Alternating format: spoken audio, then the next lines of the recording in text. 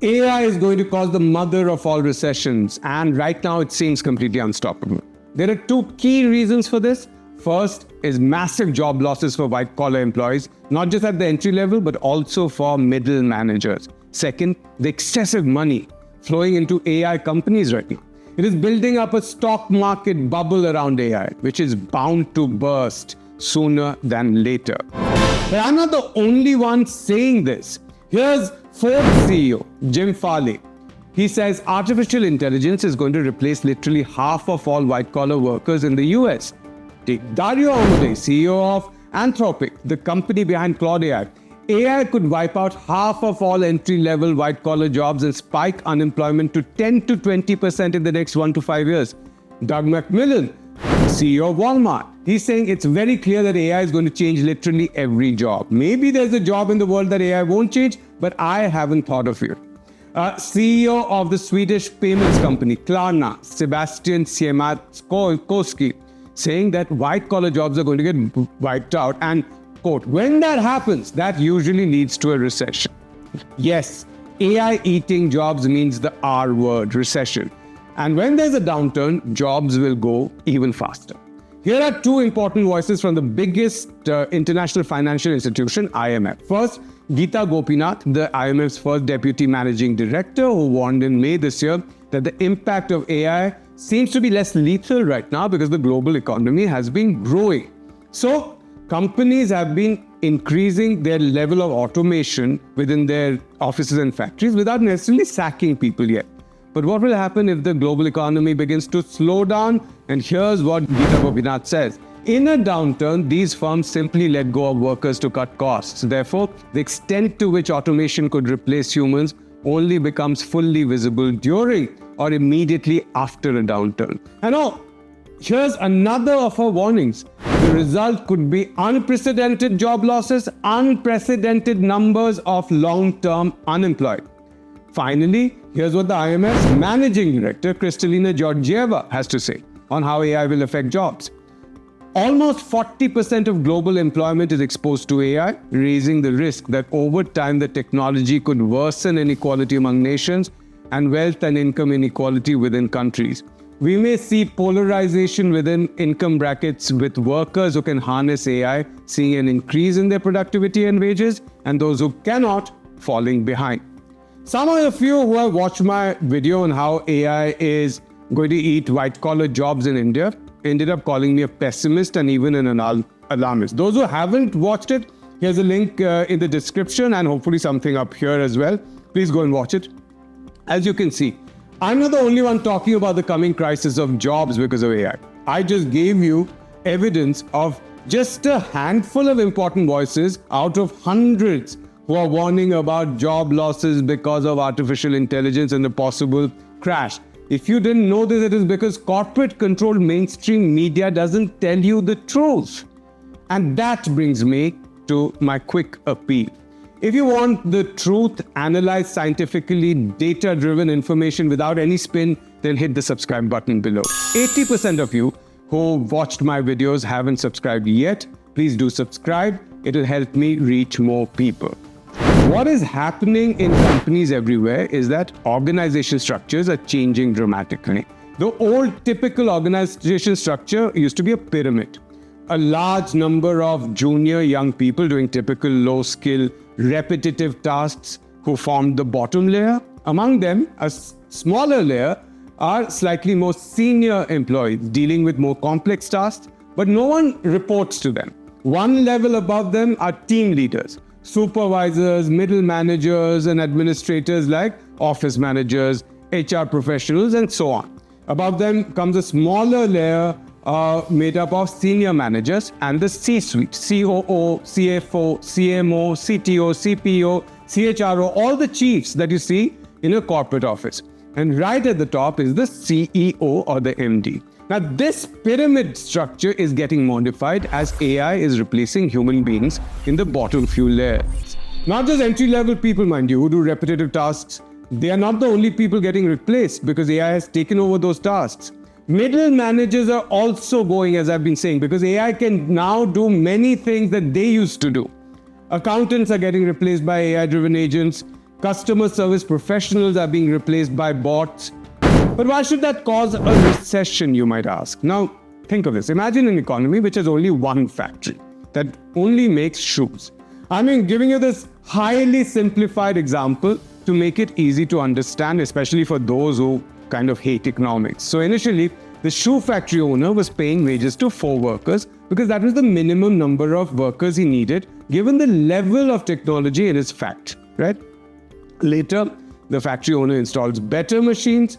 These machines have a higher degree of automation so they can make more shoes with fewer workers. So now he only pays salaries to 2 workers instead of 4 and pockets the money he has saved. In other words, what has happened is that the entrepreneur has lowered his costs. But does that automatically mean that lower costs will also make more profits for this person?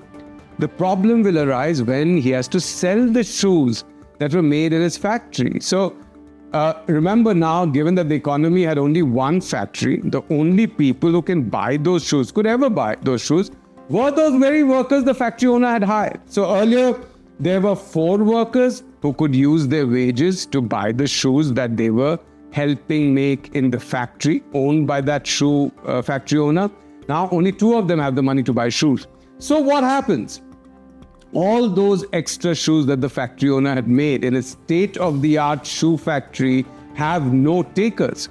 The 2 workers who he is paying salaries to might also feel worried about losing their jobs. So it's possible that they might also not buy goods because they fear that their colleagues have lost jobs. They might lose it too. So they don't want to spend money on new shoes. They want to save it for a rainy day. Remember, we asked the question whether sacking employees automatically leads to more profits. Clearly not in our example. If there are fewer people earning wages and salaries, there will be fewer to buy the goods and services being produced. Real economies aren't made of just one factory, making only one product, shoes. Real economies also don't have workers working in only one company, only for one entrepreneur, and then using their income to only buy shoes they themselves have made. I've made a simplified example for you. Real economies are much more complicated beasts, and they not only have millions of different kinds of products and services being produced by thousands and thousands of businesses, which again employ millions of people to make those things, but at the same time, they have these overarching economic actors, governments and central banks, who can intervene in times when people lose their jobs and therefore fewer people want to buy the goods and services that are being produced. So what happens is that if profits fall, governments can immediately cut corporate taxes and help businesses keep their profit margins intact, even though they're not being able to sell more. Remember that. Governments can also increase their spending in the economy and give contracts to private companies. This ensures that these companies have demand for goods and services at a time when normal consumers aren't buying things. All right? Governments can also give subsidies to workers who have lost their jobs so that they can continue to buy things even if they aren't earning regularly. What can central banks do? They can cut interest rates, reducing interest costs for businesses.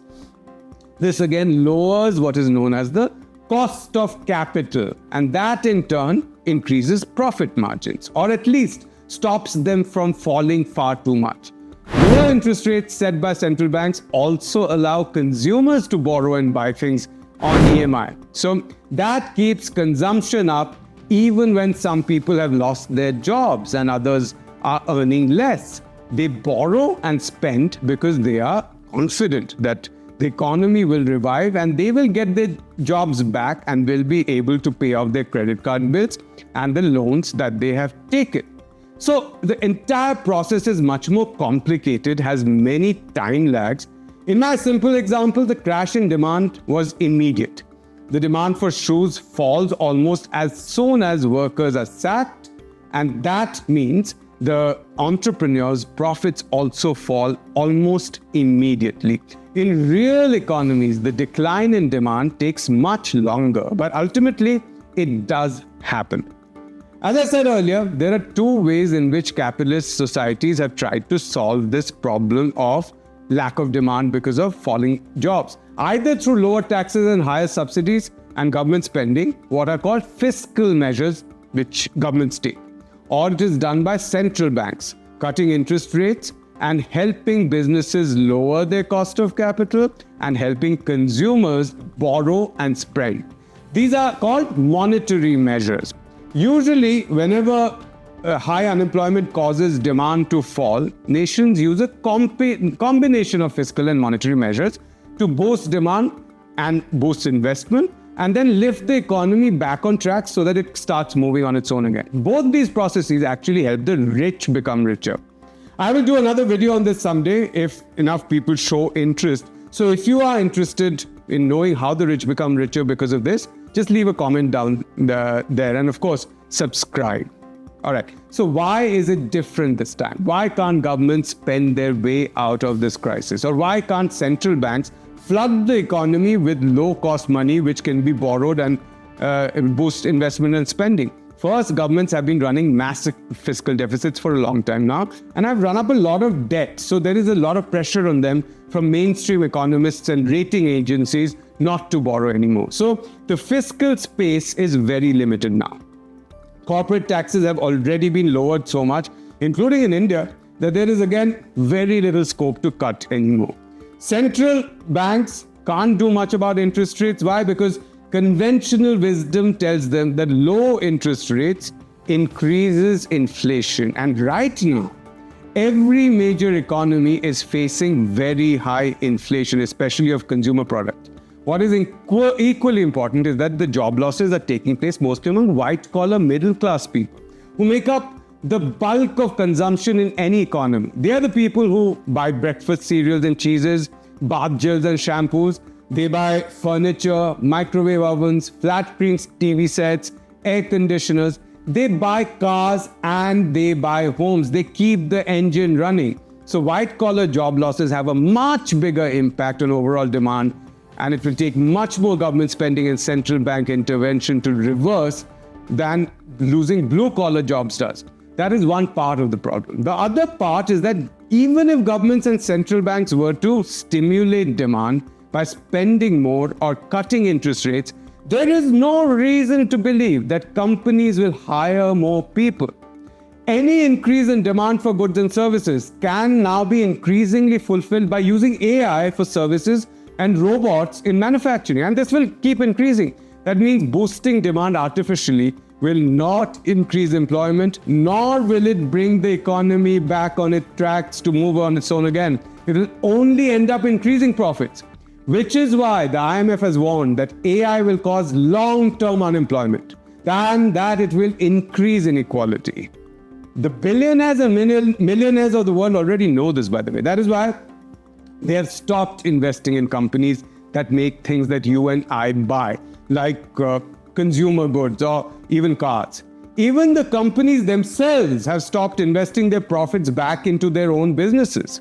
So what is happening instead is that they are using their cash to buy back shares from investors and reward their investors. Right now, all the financial wealth in the world is flowing into AI and tech. Most of it is going to just a few companies like OpenAI, Google, Meta, Nvidia, Microsoft, and Amazon. The remaining money is chasing anything that has the name AI attached to it in the hope that it might pay off someday. And mind you, most of these companies don't make any profit from their AI-based operations. They heavily subsidize the AI platforms that we use or corporates use. Take OpenAI, the maker of ChatGPT, as an example, right? The latest estimates suggest that it costs OpenAI $2.50 to earn $1 in revenue, which means it loses $1.50 on every dollar of revenue it gets by selling subscriptions of ChatGPT to people like us. That means all the money in the world is flowing into something that still has no clear earnings of profit-making model, in the hugely optimistic hope that someday these businesses will generate huge profits. So these AI-driven tech companies are becoming hugely valuable. The rich who have money to invest them are getting wealthier than ever before. They're cashing in their shares sometimes and some of that wealth to invest in other kinds of assets, especially real estate. And that is making houses unaffordable for most of the middle classes, right? These are typical signs of a financial bubble where asset prices get bloated without any real underlying demand. And what happens to bubbles? They burst sooner than later. Again, I'm not the only one saying this. Just Google it and you will find many stock market gurus and economists saying exactly what I am arguing. In fact, Sam Altman, the top guy at OpenAI, was asked recently whether he thinks investors are overexcited about AI. And his answer was simply, my opinion is yes. That is an extremely honest answer from a person who is trying to raise multi-trillion dollars to invest in his AI company. So let's bring all the threads together. Here is what is happening right now. AI is devouring white-collar jobs everywhere in the world, including India. That is starting off to show in lower demand for things that the middle class consumes. This is happening, again, across the world. You're seeing that happen in India. This is likely to trigger an economic downturn, which will cause even more white-collar job losses, as Geeta Gopinath of the IMF has warned, right? Along with that, as the AI bubble reaches its limit, it expands, it will burst, causing a massive collapse in asset prices across the world. This will make the economic downturn morph into a full-blown global recession. And this is going to be the mother of all recessions. Why? Because it will cause long-term white-collar unemployment, probably even wiping out a part of the middle class. You can abuse me and call me a pessimist. I'm just the messenger. And before I go, a quick reminder to like and share this video. Please subscribe to my channel and click on the bell icon so that you get to know first when I post the next video. Your support will give me the inspiration to continue to make these videos. Thank you for watching. Until next time, goodbye.